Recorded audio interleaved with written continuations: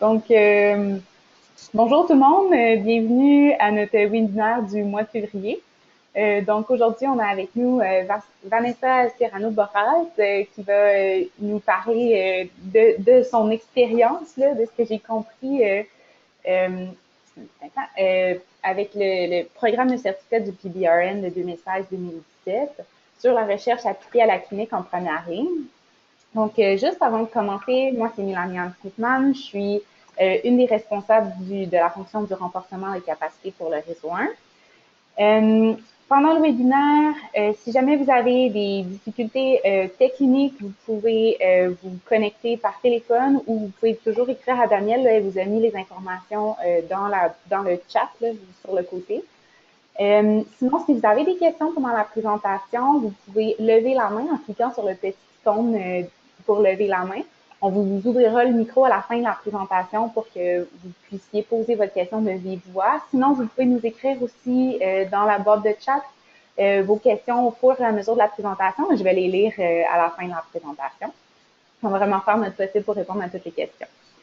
Donc, sans plus tarder, donc Vanessa, on va juste prendre un instant pour te donner le contrôle de la présentation.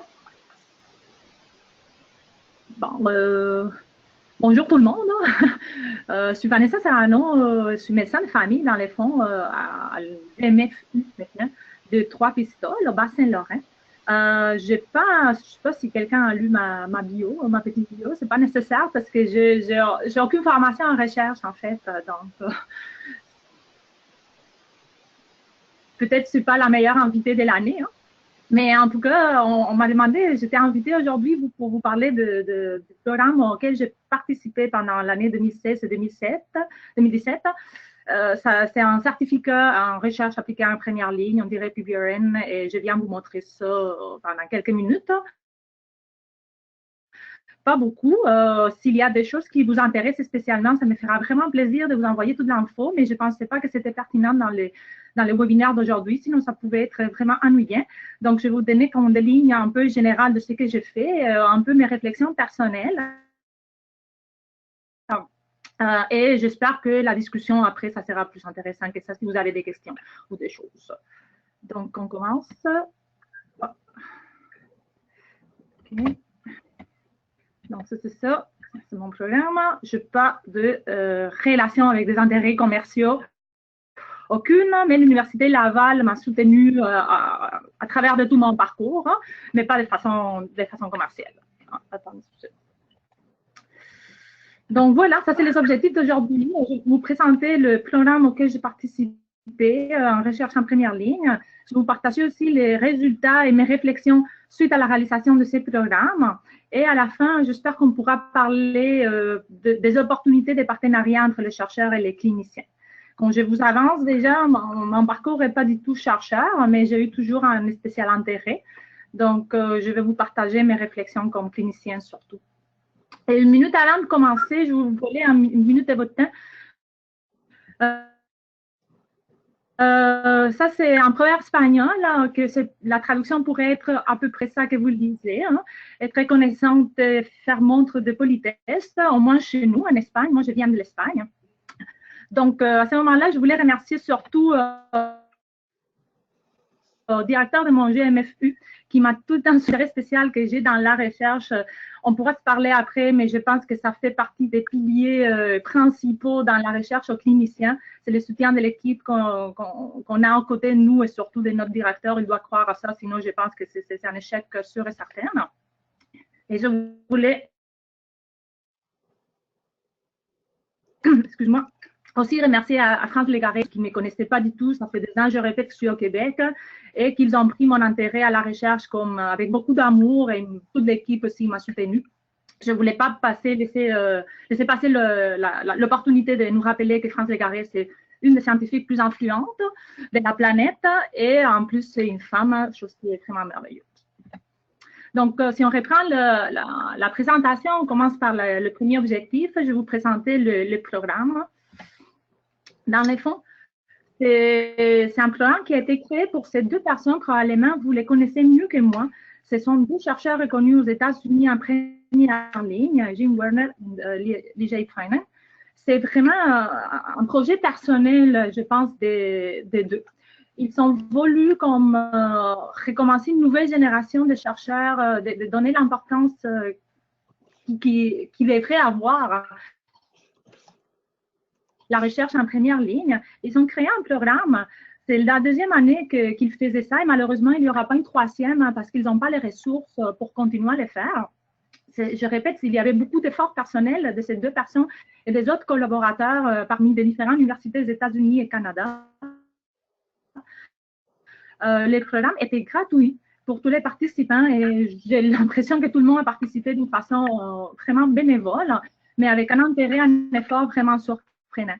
Donc, cette année, malheureusement, le programme n'est pas là, mais ils ont dit toujours qu'ils laissent toute la bibliographie, toutes les ressources, que c'est beaucoup à la disposition de la personne qui veut continuer ces projets-là. Donc, s'il y a parmi entre vous quelqu'un qui est intéressé, je vais continuer avec eux, parler avec eux. Si on revient un peu sur l'index qu'ils nous ont donné au début du certificat, comme vous voyez, c'est quand même des objectifs comme très larges. On cherche à développer une nouvelle génération de chercheurs indépendants en première ligne. C'est quand même assez ambitieux. Et c'est à partir de ce moment-là, ils nous ont donné un peu de bibliographie, de ressources un peu dans tous les sens, tout ce qui pourrait avoir un rapport avec l'investigation, la recherche en première ligne. Si on fait un peu de résumé des objectifs très larges, on dirait le plus important, j'ai résumé ici, c'est connaître et développer la recherche en première ligne, connaître un peu les sujets plus adéquats à la recherche en première ligne, et après, je vais vous donner un peu ma vision sur ça. Connaître des stratégies pour élargir la recherche en première ligne aux différents professionnels de la santé, non de la santé, et aux patients. Moi, ça a été un des points que j'ai plus aimé et ça m'a beaucoup intéressé. Ça, c'est un point personnel.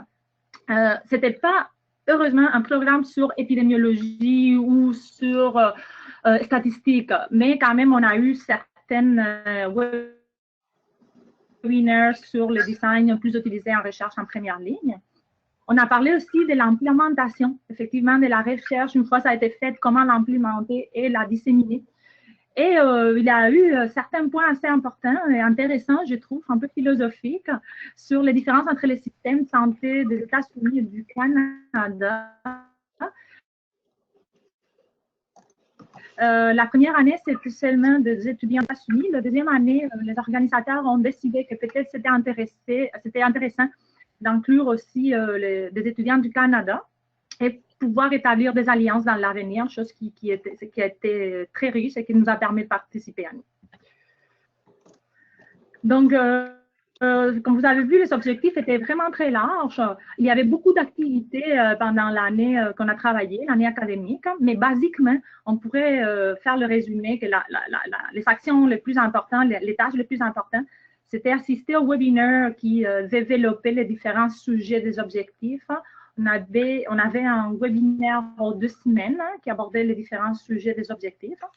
Et comme partie plus importante du travail, il fallait développer un sujet de recherche et approprié à la première ligne. Et il fallait collaborer avec un mentor local. C'est là où l'Université Laval, France Le Carré et toute son équipe m'ont soutenu, m'ont aidé. Et sans eux, évidemment, ça serait vraiment impossible de le faire, surtout pour quelqu'un comme moi qui est pas formé en recherche. Et après ça, une fois tout ça a été développé, il fallait présenter nos résultats à Washington les journées précédentes au congrès de la NAPCA en juin 2017. Donc, ça, c'était comme les choses comme le plus important qu'on a fait pendant, mais je pense qu'il y a, c'est correct, hein? Ouais. Et maintenant, je vais vous partager les résultats de mon travail cette année et quelques réflexions à la fin de cet objectif sur ma présence dans. Donc, évidemment, pour ce qui a un rapport pour le sujet des recherches, on dirait que toujours la question, c'est trouver la question clinique. Hein? C'est comme la clé de toute l'histoire. Hein? Et dans notre bibliographie, il nous recommandait d'identifier un sujet de recherche d'intérêt qui pouvaient présenter certains manques d'évidence, évidemment, pour que ça soit d'intérêt.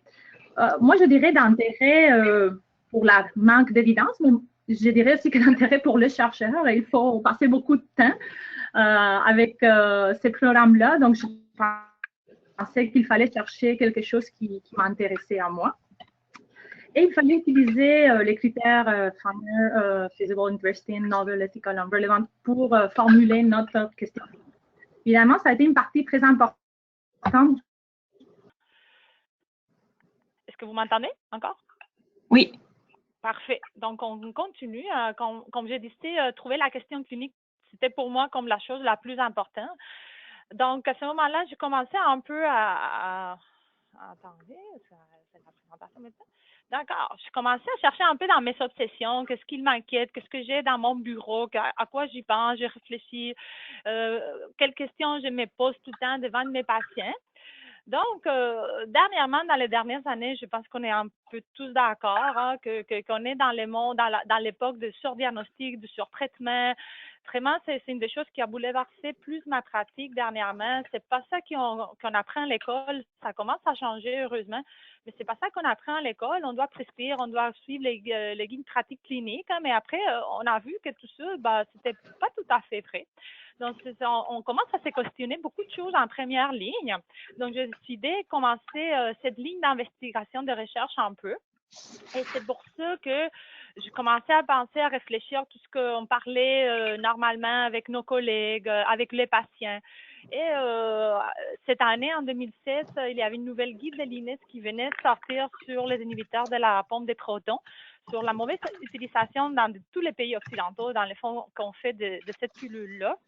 On avait aussi l'incorporation des pharmaciens au GMFU. On était en train d'attribuer des rôles, on ne savait pas quoi trop faire. Je pensais que lier ces deux choses, c'était comme une bonne idée. Aussi, quand j'écoutais mes collègues parler sur la déprescription, au début, on avait comme des réticences, mais après, tout le monde disait, OK, d'accord, c'est vrai, on prescrit trop, mais on n'a pas le temps de parler aux patients, on n'a pas le temps de déprescrire, c'est trop compliqué.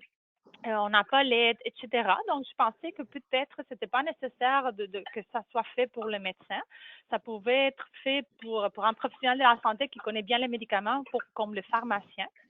Et quand il me disait aussi, mes collègues, j'entendais dire mes collègues, en plus, les patients, ils ne veulent pas. Moi, je ne suis pas d'accord. Donc, quand on a une doute à une question clinique, donc voilà, il faut faire la recherche pour voir qui a raison, entre guillemets. Donc, je pensais qu'il fallait faire participer aussi aux patients, qu'ils donnent leur avis et incorporer un peu l'orientation de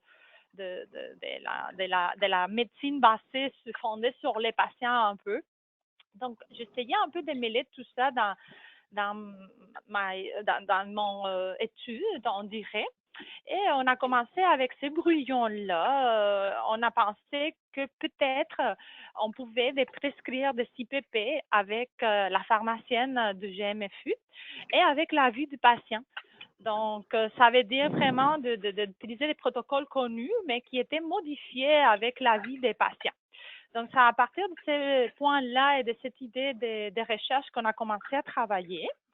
On a pu la développer, on a fait nos recherches bibliographiques, on a vu qu'effectivement, il y avait des temps et des temps et des temps de littérature sur la mauvaise utilisation des IPP, mais il n'y avait pas du tout de temps de littérature sur la déprescription.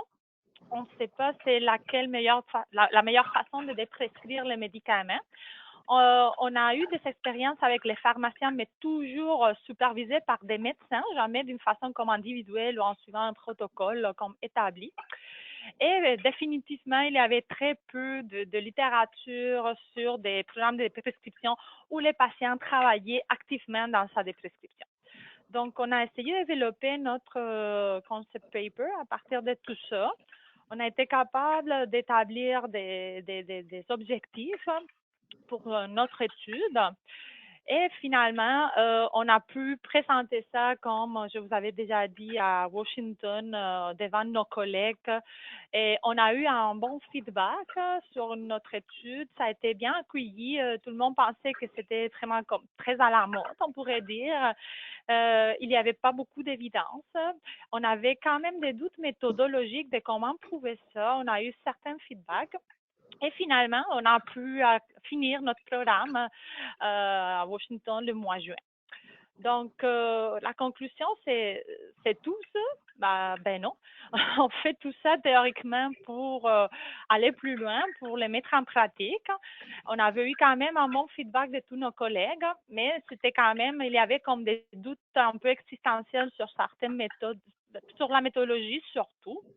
Donc, on était en train de réfléchir tout ça quand on m'a proposé de présenter mon projet, ça s'appelle le projet de développement Raison 1. Je pensais que c'était une belle opportunité d'utiliser le travail que tout le monde avait fait pour mon projet recherche et pour l'améliorer parce qu'on a vu qu'il y avait vraiment des lacunes. Donc, à ce moment-là, on a eu le bon cadeau de Noël le 21 décembre que le projet a été approuvé et on va essayer de l'améliorer pour vraiment développer un bon travail de recherche sur le sujet qui, heureusement, semble adéquat à la recherche en première ligne. Donc, les conclusions de tout ce parcours, je ne sais pas si vous connaissez ça vient de mon pays, ça vient de la Catalogne. C'est très typique et c'est vraiment difficile de faire ça. Il faut vraiment beaucoup d'organisation, beaucoup de temps et comme vous voyez, il y a beaucoup de monde en bas qui fait la base et après, il y a les enfants qui montent jusqu'à nous. Il faut lever la main pour dire que on appelle ça un château, que le château est fait. Donc, moi, c'est un peu comme l'enfant, hein. Je suis fragile, c'est pas trop de la recherche, mais tout le monde m'a aidé à monter là ici, mais ça a été vraiment laborieux et dans les fonds, il faut démonter ça pour que les châteaux soient bien faits. Donc, c'est ça qu'on est en train de faire. On est en train de monter, mais il faudra les démonter, il faudra vraiment faire le travail. Donc, on n'est pas même à la moitié du projet, mais ça nous dit aussi, une des conclusions, c'est que tout est long, tout est laborieux, mais quand même, on peut avancer. Ça c'est la bonne partie. Je voulais, comme je vous avais dit, partager certaines réflexions sur le projet. Évidemment, il y a un niveau très faible d'évidence parce que c'est juste à propos d'un cas, les miens. Mais quand même, vous êtes venus ici pour m'écouter, donc vous n'avez pas comme le choix. Et moi, je pense qu'effectivement, ce que j'ai vécu, c'est un programme vraiment structuré.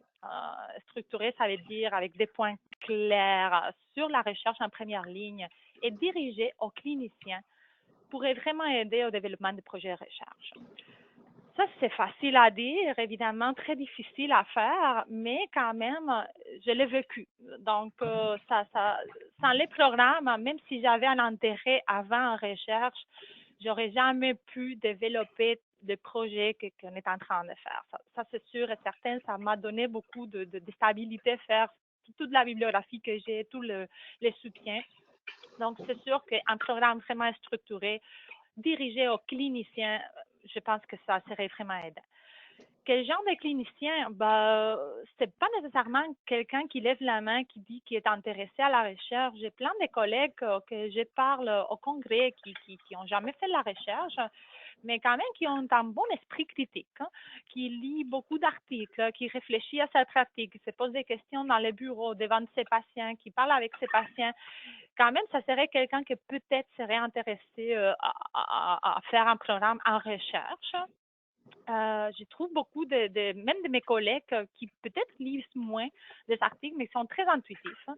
Des gens qui savent vraiment, ça marche pas. Je m'en fous des guides parce que c'est clairement inutile. Donc, des gens très intuitifs que peut-être voudraient juste valider ces pratiques ou essayer de voir si ça fonctionne. C'est qu'on fait dans le bureau, des gens qui sont quand même actifs, qui voudraient valider un peu ces pratiques. Et il y a aussi beaucoup de cliniciens qui écoutent tout le monde, qui parlent, écoute, le pharmacien m'a dit que ça fonctionne pas, et les patients me disent la même chose, est-ce qu'on pourrait voir ça? Je pense que c'est un profil de clinicien que ça existe, sincèrement, je les connais, je les trouve, que peut-être qu'on n'a jamais pensé à la recherche, mais c'est ça la recherche dans le fond. On se pose des questions cliniques, on écoute, on voit, les choses ne marchent pas, mais probablement ils n'ont pas comme la base formative comme pour développer ça. Donc, je pense que les programmes structurés pourraient aider ces gens de cliniciens à développer un intérêt en recherche. J'ai connu aussi le rôle du practice facilitator. J'avais connu ça un peu en Angleterre, mais je ne le connaissais pas trop. Moi, on a fait un webinaire sur ça. Encore une fois, je répète, si vous voulez l'information sur le webinaire, c'est ouvert, je peux vous donner ça me fera vraiment plaisir. Et dans le fond, on vient d'avoir nos agents de qualité au GMFU. En fait, j'ai une à côté de moi aujourd'hui parce que dans le fond, je me posais des questions sur ça.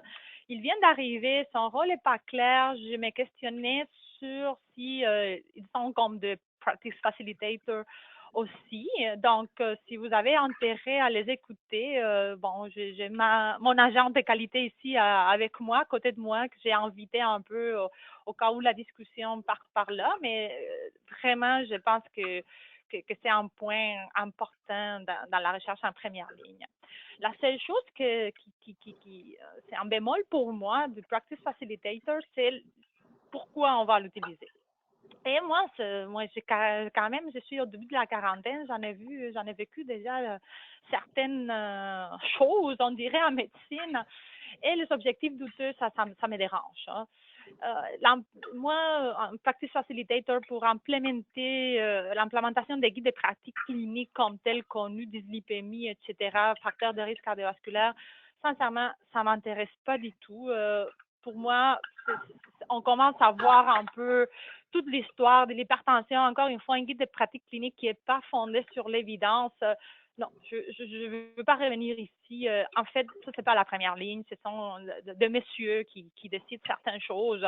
Moi, implémenter ça dans les UMFU avec les agents de qualité, ça m'intéresse beaucoup moins. J'irais plutôt par ici. Nous, on vient d'avoir notre atelier Choosing Wisely ici sur la pratique éclairée. Je pense que les médecins de famille se sentent plus comme ça. Les cliniciens en première ligne se sentent plus comme ça avec Choosing Wisely. On se sent reconnu ici. Donc, pour moi, tout ce qui est l'implémentation un peu des qualités, l'agent de qualité, de Practice Facilitator, il irait un peu comme ça. En fait, les médecins, c'est un peu comme les programmes de la voix. Hein. On n'est pas des musiciens connus, on ne va pas avec la discographique, mais on commence à se faire entendre. On commence à dire, écoutez, nous, on avait déjà vécu que peut-être tous ces guides-là n'étaient pas bons et qu'il ne fallait pas faire tout ça. Et maintenant, on a l'évidence derrière nous. Donc, peut-être, je pense qu'on serait plutôt plus confortable avec notre implémentation chez Choosing Wisely qu'avec les guides des cliniques classiques, on dirait. Et une partie que j'ai beaucoup aimée, vraiment, c'est l'implication des patients dans la recherche, mais dans les protocoles de recherche, dans les études, avant que ça se fasse. J'ai pu connaître aussi différents outils pour les impliquer. Et dans le fond, c'est pas si compliqué, c'est pas si difficile. Même moi, je fais comme la réflexion ici, même ici à Trois-Pistoles, là, vraiment pas le centre du monde.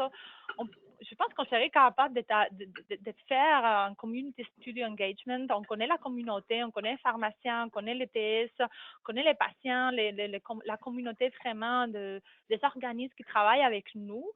Et moi, je trouve que ça, c'est vraiment une des clés de succès de la recherche en première ligne.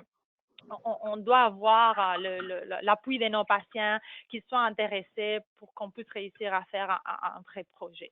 Et c'est une des choses que j'ai vraiment aimé, d'incorporer les patients au protocole de recherche. Je pense que c'est clé. On parle beaucoup maintenant à la clinique de la décision partagée. Pourquoi pas les inclure dans les projets de recherche? Et finalement, je voulais vous proposer certaines opportunités de partenariat. Comme vous avez vu, j'ai changé à la fin un peu l'objectif. Je vais vous parler de court terme. C'est sûr qu'à long terme, on pourrait parler aussi de plein d'activités. Mais je voudrais vous parler, à mon avis, c'est qu'on pourrait faire comme dans les prochains mois avec les cliniciens et les chercheurs. Je vois plusieurs opportunités de collaboration, sincèrement. Moi, je suis une fille qui fait les choses un peu à la dernière minute. J'ai l'impression toujours que si je fais ma présentation comme quelques mois à l'avance, tout va changer, l'évidence, tout va changer. Donc, j'attends tellement la dernière minute. Mais cette fois, je fais la même chose, évidemment, et ça a bien donné.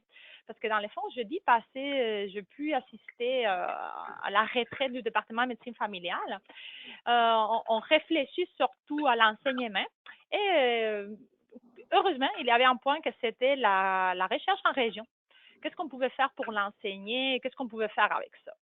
Donc, ça a bien donné, vraiment. Sauf que j'étais un peu comme Robin Williams, Dead Poets Society. J'étais un peu la seule à défendre certaines choses. Donc, je ne sais pas vraiment si mon avis est vraiment intéressant ou pas, parce que je peux vous dire que j'étais vraiment la seule à parler de certaines choses. Comme la première, moi, je trouve que les travaux de recherche des résidents, l'évaluation de qualité de l'acte, ils doivent être améliorés. On utilise notre temps pour ça. C'est important, je ne dis pas non, mais on pourrait faire quelque chose de meilleure qualité, sincèrement. C'est vrai que les résidents, les étudiants, je parle beaucoup avec eux sur ce sujet-là. Ils ne sont pas trop intéressés. Ils n'ont pas encore la formation. Ils n'ont pas le temps. 2 ans de médecine familiale, sincèrement, c'est un peu limite pour inclure en plus la recherche. Mais c'est leur formation. Si on ne l'inclut pas ici, on va la jamais inclure. Donc, peut-être prévoir l'évaluation de qualité de l'acte. On l'a fait avec les résidents de 2e année. Pourquoi pas commencer avec les résidents de 1re année qui développent son projet au cours de 2 ans? La prévoir de la minute 1. Il commence le mois de juillet. Donc, voilà, le mois de juillet, commencer à penser à ça. Je pense que ça serait quand même intéressant que les différents GMFU travaillent ensemble. C'est un peu idiot que mes étudiants ici travaillent tout seuls. J'ai les étudiants de Rimouski vraiment proches qui pourraient faire quelque chose ensemble. Même plusieurs IMF ou s'il y a des sujets auxquels sont intéressés les étudiants, mais un c'est ici, l'autre c'est à Montréal. Bon, je pense qu'ils pourraient travailler ensemble aussi avec différentes universités et pouvoir présenter des travaux plus de qualité. Probablement, on pense à des travaux descriptifs, bien sûr, mais pourquoi pas penser ce travail descriptif comme un travail qui pourrait nous mener à un interventionnel. Même eux, ils pourraient après continuer, s'ils ont le goût de la recherche, avec son même travail en descriptif, continuer avec l'intervention s'il y a de quoi, si ça donne. Mais je pense que vraiment les universités, le réseau devrait entrer dans l'enseignement des résidents. Moi, ça me fait plaisir de faire ça avec mes résidents, mais vraiment, on a des lacunes, nous. Donc, vraiment, je pense que la résidence médecine familiale, ça doit être un objectif clair de la recherche pour donner le goût à continuer à faire ça. Je pense aussi qu'une autre opportunité qu'on a à Québec, c'est le dossier électronique médical. C'est en train de se créer, de se faire. On va faire un dossier, je pense, pan-québécois, etc. C'est en train de se développer. Encore une fois, les lignes de recherche devraient entrer là-dedans. Il faut implémenter un dossier qui favorise la recherche et l'exploitation des données, sinon ça n'a pas d'allure. Maintenant, on a un dossier, moi je suis vraiment déçue, parce que ce sont comme des PDF, c'est pas vraiment dynamique, c'est comme avoir un papier mais dans un écran. Ça, je ne sais pas comment on va pouvoir exploiter des données, ça sert à rien. Moi, je connais bien, parce que je l'ai étudié l'exemple du Royaume-Uni, ils ont implémenté aussi un dossier médical au niveau de tous les Royaumes-Unis. Et ils font vraiment à chaque vendredi, les médecins utilisent 15-20 minutes, pas plus que ça, les médecins de famille, n'importe lesquels, qui veulent participer. Certaines données peuvent les introduire dans une base de données très, très, très, très large. Et dans les fonds, la plupart des papers qu'on voit au British Medical Journal, des descriptifs de 500 000 patients proviennent de cette base de données. Donc, c'est sûr que ce sont des descriptifs, encore une fois, mais avec une haine de 500 000 qui peuvent mener, encore une fois, des interventions ou amener d'autres études. Moi, je pense qu'il faut mettre la main ici et essayer de décider aussi sur le dossier médical. Je pense que électronique, je pense que c'est une opportunité vitale et absolument nécessaire pour la recherche. Et encore une fois, j'insiste un peu sur les agents de qualité qui viennent d'arriver. Donc, ils sont en train un peu de chercher son rôle, sa position dans les GMFU. Et je pense qu'on devrait profiter aussi pour prendre un peu l'avantage de dire, OK, on le veut dans la recherche vraiment clinique avec nous de notre côté. Après, probablement d'autres rôles aussi, mais je pense que les personnes qui ont un intérêt dans la recherche devrait vraiment demander que l'agent de qualité soit là pour eux. Et encore une fois, on pourrait lui demander à Marie ce qu'elle pense après. Et aussi, on est en train de développer beaucoup de techniques. Chez nous, l'échographie, à chaque fois, est plus étendue dans la première ligne, aux urgences, des nouvelles techniques, des nouveaux systèmes. On est en train de développer les GMFU, l'accès adapté, etc. Probablement, on devrait demander de l'aide un peu pour valider nos procédures et voir les points d'amélioration encore de qualité. Et en plus, pour publier tout ce travail-là, moi, on fait beaucoup de choses en première ligne. Je dirais qu'il y a 2 ans que je suis arrivée au GMFU à 3 pistoles et il y a eu 10 000 millions de changements. Je suis arrivée. Donc, probablement, certains d'entre eux, c'est intéressant de les consolider avec une étude de qualité, même dans la recherche qualitative, ça pourrait être intéressant. Et pour encore améliorer la qualité de la première ligne et présenter vos travaux de recherche. Je vous présente tout simplement, cet exemple, c'est l'Espagne, mais je les connais, ce sont mes amis. Donc, c'est un groupe de mes collègues qui étaient très intéressés effectivement à l'échographie cardiaque. Nous, on avait des listes d'attente vraiment épouvantables pour avoir une écho cardiaque. Donc, ils ont décidé, écoutez, juste pour voir les pathologies grossières valvulaires et s'il y a une fraction d'éjection limitée, on n'a pas besoin de cardiologues. Donc, ils ont décidé de commencer à faire l'écho cardiaque, mais ils ont dit, il faudrait démontrer qu'on est si bon. Donc, c'est ça qu'ils ont fait. C'est juste, ils ont commencé leur programme, ils allaient le faire de toute façon et finalement, ils sont décidés avec les cardiologues qui ont décidé de participer, de se comparer. Et voilà, c'était pas si pire. Pour la grosse pathologie, est équivalent le cardiologue que les médecins de famille. Et voilà, ils ont pu publier ça, le British Medical Journal. Et je vous dis, parce que je connais l'histoire, ça commençait un peu comme on devrait démontrer qu'on est si bon que les cardiologues. Et voilà, ça finit dans un paper au British Medical Journal. Mais évidemment, on a besoin encore d'avoir des liens avec les chercheurs pour développer tout ça. Et c'est là que j'entre, que je pense qu'on devrait établir une communication régulière et non pérenne. C'est sûr que si j'ai une idée, je vais vous appeler. Aussi, les chercheurs sont intéressés à la clinique, ils vont nous appeler. On a des bonnes relations, c'est bien, on va s'aider, etc.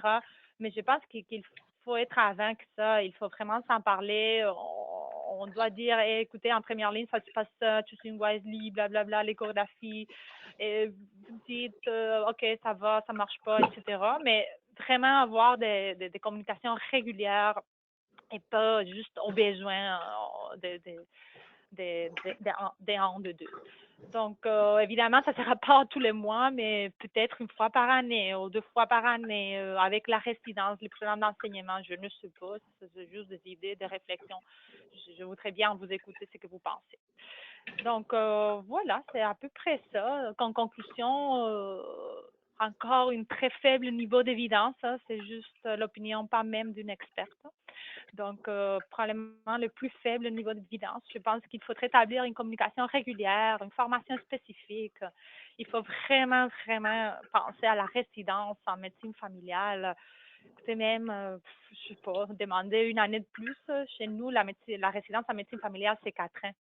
C'est pour ça que mes résidents sont capables de développer son projet de recherche au cours de ces 2 dernières années en résidence médecine familiale. Et évidemment, il faut, je pense, inclure le DME. Il faut vraiment l'utiliser dans la recherche.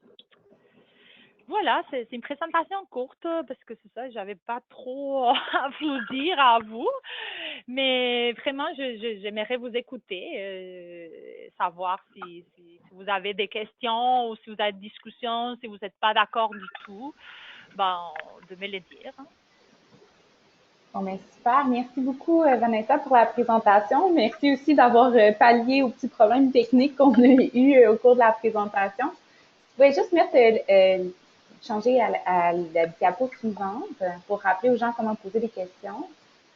Bon, super, parfait. Je vais juste montrer. Juste vous rappeler, si vous voulez poser des questions, vous pouvez l'écrire dans la boîte de chat ou vous pouvez lever la main. On va vous ouvrir votre micro. Sinon, merci beaucoup Vanessa pour la présentation. C'était vraiment très inspirant. Donc, un appel à la collaboration entre entre la première ligne la recherche, et particulièrement pour les GMFU. Donc, je crois que ça donne beaucoup d'idées pour la suite. Je me demande, toi, la suite, comment tu la vois personnellement? C'est où est-ce que tu en es rendu dans ton projet? Puis, c'est quoi la prochaine étape pour toi là, suite à cette formation-là, puis à cette première subvention? Bon, dans le fond, c'est ça. Je vais approcher mon téléphone encore une fois. Je peux pas, mais en tout cas. Mais c'est ça, l'idée, c'est vraiment développer notre projet pour... ici, j'ai déjà convaincu tout le monde, évidemment, ma pharmacienne est à courant. J'ai déjà glissé un mot à ma nouvelle agente de qualité à laquelle je commence à phagocyter un peu pour moi. Et évidemment, mon directeur de GMFU, il est vraiment content. Donc, c'est sûr qu'on commence avec le développement du projet, avec les fonds qu'on a reçus du réseau 1. Donc, on dirait que le projet continue. Ça a commencé en septembre 2016. Hein. Ça va prendre 2 ans, mais je pense que pour un clinicien, c'est sûr que je peux pas aller plus vite que ça. Je pense qu'il faut le faire bien. On essaye parfois de faire des choses qui sont pas bons méthodologiquement, donc c'est une perte de temps. Et je pense que parfois ça décourage aussi les cliniciens. Donc on va continuer à le développer tranquillement avec l'aide du soutien financier qu'on vient d'avoir. Super. En fait, ça m'amène un peu à ma prochaine question que je me posais pendant que tu présentais. Je me demandais, dans le contenu de ce que tu as appris dans le certificat du PBRN, en tant que clinicien qui avait jamais fait de recherche, c'est quoi le contenu qui t'a trouvé le plus pertinent et vraiment qui t'a le plus été utile dans le développement de ton projet de recherche? Pour moi, c'est un peu ça. Pour moi, clairement, la partie du dossier médical, comment utiliser les dossiers médicaux, on a parlé même des fiches qu'on faisait même à la main. C'est bien correct, hein? C'est pas obligatoire que ça soit électronique du tout, mais je pense que l'électronique, ça va nous faire sauver beaucoup de temps. Dans le fond, c'était un peu ça mon expérience avant recherche. Chez nous, on a un dossier plus ou moins adéquat pour faire ça. Je pense que cette partie-là, comment développer le projet à partir des dossiers, ça m'intéressait beaucoup. J'ai beaucoup aimé encore une fois la partie du Practice Facilitator. Vraiment, je l'ai vu dans mon GMF, je l'ai vu à la première ligne. J'ai vu que c'était peut-être un rôle important à développer au Québec. Hein. Sincèrement, moi j'ai beaucoup aimé ça. Et j'ai adoré un peu comment élargir la recherche, c'est ça, aux patients, aux autres professionnels de la santé. Et j'ai beaucoup aimé parce que je pense que c'est plus facile peut-être pour nous, c'est plus philosophique, mais la recherche qualitative, je pense qu'on est un peu plus, surtout pour lire, pour la littérature et pour l'école en médecine, la quantitative, mais la qualitative, écoute, je pensais que j'allais pas aimer du tout. Finalement, je l'ai beaucoup aimé. J'ai vu que les dessins étaient un peu compliqués, mais je pensais, bon, il y a des statisticiens pour ça. Mais quand même, c'est pas si compliqué. C'est pas vrai, hein. Je veux pas du tout dire que c'est moins que la quantitative, mais je pense que ça va dans l'esprit de la première ligne. Et on n'y pense pas. On pense tout le temps après la température, le symptôme, les laboratoires, le médicament. Ça, c'est mon obsession personnelle, mais bon. Mais vraiment, la qualitative, je vois la place et c'est sûr certain que de ces programmes-là, j'amène surtout le fait de penser à la qualitative dans la lumière. Ouais. Chose que j'avais pas pensé quand j'ai pensé à mon projet, par exemple. J'ai vu le webinaire après.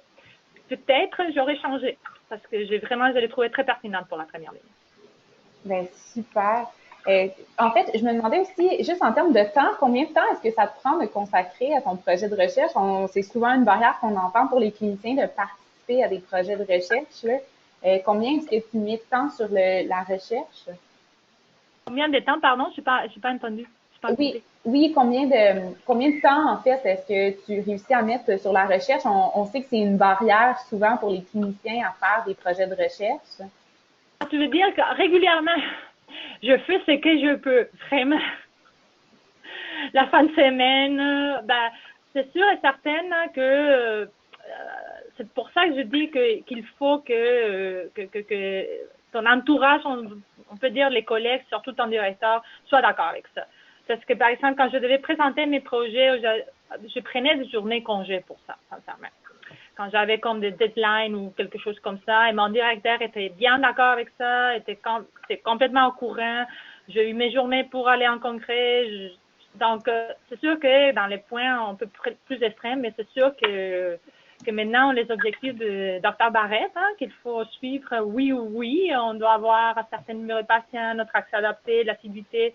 Et ça, je ne veux pas faire moins que mes collègues. Je ne veux pas faire moins que mes collègues, dans le fond. Donc, oui, il faut avoir quand même, ouais, il faut avoir un intérêt. Hein, il prend temps libre, mais je pense qu'il y aurait des cliniciens qui feraient, ou même utiliser, on a des heures pour les QA des résidents.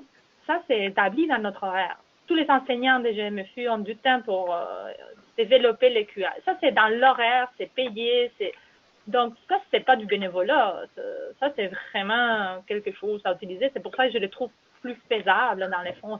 Tu demandes rien de spécial aux autres. Tu demandes de faire son travail, mais mieux fait, on dirait.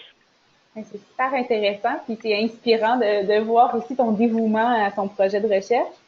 On a une question de Jennifer qui te demande si tu peux revenir juste sur le sujet du projet de recherche brièvement pour nous en dire un peu plus. C'était passé assez rapidement. Sur mon projet? Oui. Oh mon Dieu, je me sens vraiment important. Dans le fond, c'est ça. Tristement, je suis vraiment très intéressée à la déprescription. Je pensais que c'était facile de coller, c'est ça, la nouvelle guide. C'est pas une guide de l'INES, c'est un peu une guide, dans le fond, qui nous explique quand sont bien utilisés ou pas les IPP. Donc, à ce moment-là, j'ai pris aussi la pharmacienne qui était d'accord. Donc, brièvement, c'est l'algorithme de déprescription des inhibiteurs de la pompe de proton sur le site de theprescribing.org. Donc, c'est suivre tout simplement ça. Vraiment, notre problème méthodologique, mais par la pharmacienne, je m'excuse. Les patients n'iront pas voir les médecins. Dans le fond, les groupes contrôle sera comme on doit faire un renouvellement de médication, un suivi annuel de nos patients. Donc, théoriquement, les médecins sont formés à la déprescription. On vient d'avoir notre atelier. Probablement, on va le répéter juste pour ça, pour notre projet de travail, de recherche.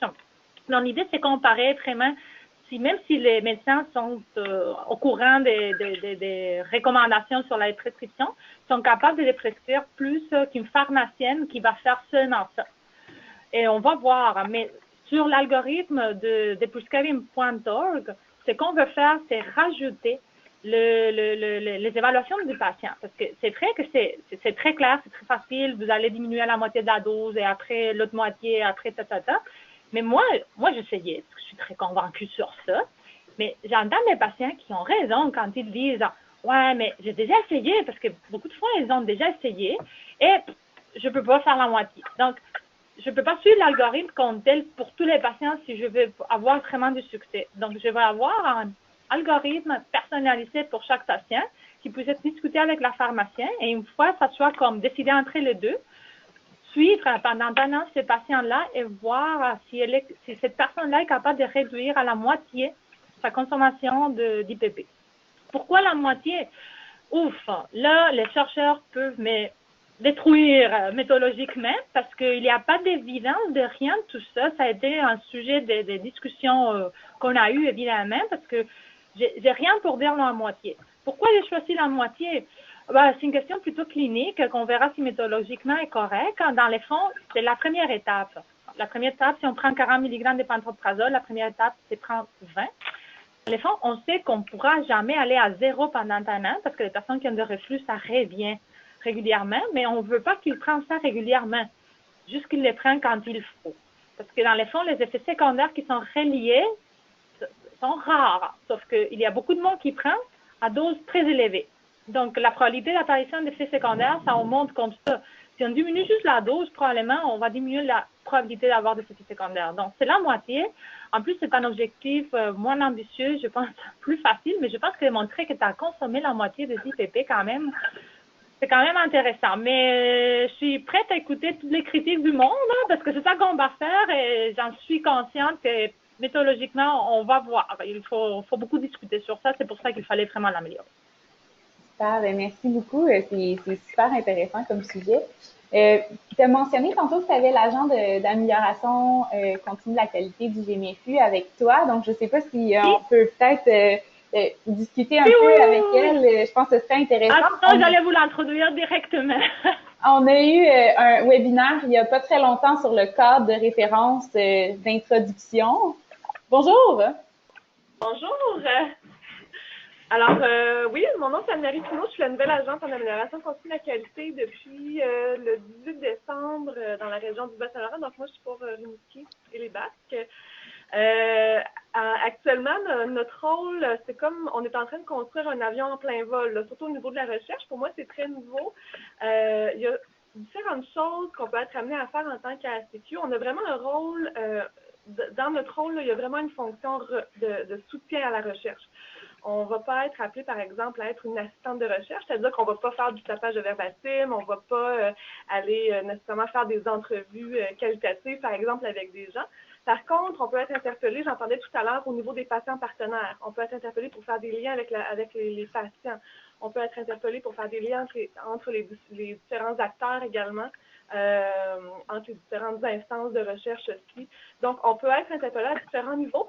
Je pense qu'il faut en discuter avec votre ACQ. Ça va dépendre des compétences, de qu'est-ce que cette personne-là est prête à faire également. Puis, ça va dépendre aussi des projets de recherche qui sont sur la table. Mais effectivement, on va être appelé à avoir un rôle là, prépondérant au niveau de la recherche, là, dans les GMSU actuellement. Ouais. C'est super intéressant. Je me demandais aussi, juste en termes de formation, donc est-ce que les agents reçoivent une certaine formation en termes de recherche aussi, ou est-ce qu'ils ont déjà ce background-là quand ils viennent travailler dans les GMFU pour pouvoir appuyer les cliniciens qui ont peut-être des questions justement méthodologiques ou des choses comme ça, comme Vanessa mentionnait tantôt? La majorité des agents d'amélioration continue ont une formation minimale de maîtrise. Pas tous, mais la majorité, là, du moins de ce que j'en sais. Donc, oui, la majorité devrait être formée en recherche, mais pas nécessairement. Donc, ça dépend vraiment là, de chaque milieu puis des décisions qui ont été prises à l'interne au niveau de l'embauche. Mais voilà. Super, merci. Est-ce que, peut-être à vous deux, là, vraiment des pistes concrètes pour vraiment, Vanessa suggérait vraiment un rapprochement entre le milieu de la recherche puis vraiment les milieux cliniques, de soit des rencontres plus régulières, mais c'est quoi la prochaine étape que vous verriez, là, soit pour le réseau 1, en sachant qu'on a des gens responsables du réseau 1 qui sont sur l'appel aussi, mais qu'on pourrait jouer pour faciliter ce rapprochement-là? Alors, si je peux améliorer mon réseau d'Internet, hein, c'est sûr que vraiment, je suis un peu philosophique, hein, quand vous voyez. Peut-être c'est pour ça que je suis plutôt clinicien que chercheur, mais en tout cas, moi j'irais vraiment pour le brainstorming, de se parler vraiment avec un café. C'est pour ça que je dis pas de faire ça tous les mois du tout, hein, on a d'autres choses plus importantes à faire, mais vraiment de soulever qu'est-ce que vous faites? C'est ça. Bah, j'ai une agente de qualité qui vient d'arriver. Est-ce qu'il y a quelqu'un qui pourrait penser que quoi faire avec elle? Faire du travail pour elle, etc. Donc, ouais, c'est ça. Ah, écoute, en première ligne, qu'est-ce que vous faites maintenant? Qu'est-ce qui est intéressant? Je sais pas, quelque chose comme ça, différent. La région et la ville aussi, parce qu'on sait que clairement, ce sont comme deux choses différentes. Hein. Peut-être pas tout le monde tout le temps. Mais je pense que vraiment, c'est une heure, parfois, c'est voir 6 mois, clairement, à partir, on est tous connectés à l'université, dans les fonds, d'une façon ou d'une autre. Donc, vraiment, via l'université, le département de médecine familiale, parce que la première ligne, c'est la médecine familiale. Hein. Donc, via le département de médecine familiale, on vient de faire une rencontre, la retraite du département, ça a été vraiment surprenant pour moi, mais la retraite du département de médecine familiale, l'urgence. On a fait toute une journée de réflexion. En fait, l'atelier, un des ateliers, c'était ça, la recherche en région. Donc, mais il n'y avait que d'enseignants. Moi, je trouvais ça très endogamique parce que, ouais, on peut parler de nos affaires, mais ça ne sert pas à grand-chose. Je peux imaginer ce que les autres pensent. Mais, ouais, en fait, bon, même mes idées n'étaient pas trop bien reçues. Donc, même avec mes collègues, mais je veux dire, ça c'est trop endogamique. On a besoin vraiment de faire une transférence des sensations, de ce qu'on fait. Parfois, on ne sait pas ce qu'on fait. On a l'impression que les chercheurs devant un ordinateur tout le temps comme ça, c'est pas vrai. Et que les cliniciens ne font que voir des patients, c'est pas vrai non plus. Donc, juste parler, se connaître, avoir un nom. un visage. Beaucoup de fois, ça suffit de dire Hey, salut, c'est Vanessa. Ben, tout le monde c'est qui Vanessa? C'est juste ouais, je suis médecin, famille, j'ai mes professeurs, que j'ai un intérêt en recherche. Ça, c'est difficile. Juste les gens qui ont comme un intérêt se rencontrer, essayer de faire sa vie à l'université. Je comprends, tout le monde travaille beaucoup. Hein. Ça, je suis très, très, très au courant, mais parfois, c'est travailler pour la bonne idée aussi. Hein. Absolument. Il y a Jennifer qui demande concrètement, c'est quoi votre collaboration en ce moment au niveau de la recherche? En fait, l'arrivée d'un agent d'amélioration de continu de la qualité a pu t'aider dans ton projet de recherche? Dans les fonds, elle vient d'arriver là. C'est tout nouveau, là. C'est vraiment. On parle de 2 semaines. Donc, il n'y a rien pour l'instant. Oui, c'est ça. Docteur Serrano m'a interpellée hier, justement, par rapport à son projet de recherche. Donc, moi, je suis venue assister, en fait, là, j'en apprends un petit peu sur son projet. Mais il y a vraiment un intérêt de collaboration là, entre nous deux. Là. Je pense que ça va devenir très riche. Puis comme elle l'a mentionné à plusieurs reprises, il y a une belle ouverture au niveau de la direction médicale. Puis, notamment en mettant dans un GMFU, c'est sûr que c'est un milieu qui nous permet ça, là, heureusement. Donc, j'imagine que dans les autres GMFU, c'est la même chose. Ils viennent de commencer. Dans la majorité des ça dépend des milieux. Je crois que les premiers ont intégré là, à partir peut-être de mai, là, avril 2017. Là. Ça serait progressivement, là, mais c'est seulement dans les GMFU, là, les ACFU. C'est pour ça que chez nous, concrètement, il n'y a rien pour l'instant, mais c'est ça, moi, je veux... Elle m'a attrapée dans son filet. Absolument, absolument. Puis, est-ce que vous avez commencé à discuter de vos plans pour... vous avez parlé beaucoup du rôle du GMFU dans la formation des résidents, puis surtout en recherche pour leur donner la piqûre. Est-ce que vous avez un peu commencé à brainstormer dans les 2 semaines que vous avez eues ensemble sur comment ça va se faire, ça, ou avez-vous des idées spontanément? Pour l'enseignement concret, on n'a rien, je pense. Non. On a eu l'atelier Choosing Wisely il y a 2 semaines. Là. Donc, à partir de cet atelier, oui, on veut commencer à travailler les sujets des statines à niveau de lipides, de développer les nouvelles guides, mais les vrais, les intelligentes, pas les cardiologiques. Dr. Serrano et Mélanie, c'est Daniel Shermer à l'appel du Réseau 1. Je voulais juste vous remercier aussi pour votre belle présentation et faire mention du fait que le Réseau 1 travaille avec les 4 rappels. J'ai réussi. Ah, parfait. Non, il n'y a pas de problème. Mais tu peux continuer? Oui. C'est Sabrina Gay-Bélanger à l'appel. Avec moi, tous les deux, on voulait souligner le projet d'Annie Leblanc sur les facilitateurs de la recherche, justement, en lien avec votre commentaire par rapport à ça. Sabrina, veux-tu en parler brièvement? Oui, quelques minutes. En fait, c'est Réseau 1 Québec, les 4 rappels et l'unité soutien qu'on est actuellement en partenariat pour mettre en place un projet pilote pour évaluer l'apport des facilitateurs de recherche au sein des 4 rappels québécois. Donc, Vanessa, on devrait peut-être un jour avoir des facilitateurs de recherche pour encore plus augmenter la capacité de recherche en première ligne. Puis le but, c'est vraiment d'outiller les facilitateurs de recherche pour renforcer leur capacité à susciter l'intérêt des milieux cliniques pour la recherche, mais aussi faciliter leur participation à des activités de recherche, puis agir en tant que courtier des connaissances entre les chercheurs et les utilisateurs de connaissances, vraiment pour renforcer la recherche axée sur le patient en première ligne. Donc, c'est un projet qu'on a actuellement. On a un milieu clinique par rappel qui participe, mais on espère pouvoir augmenter la capacité dans les prochaines années. Aussi en lien avec le rôle des agents de la qualité, trouver un moyen que d'augmenter la capacité des 2 rôles de façon complémentaire aussi. Oui, absolument. Oui. On travaille tous ensemble pour avoir une première ligne plus forte. Oui.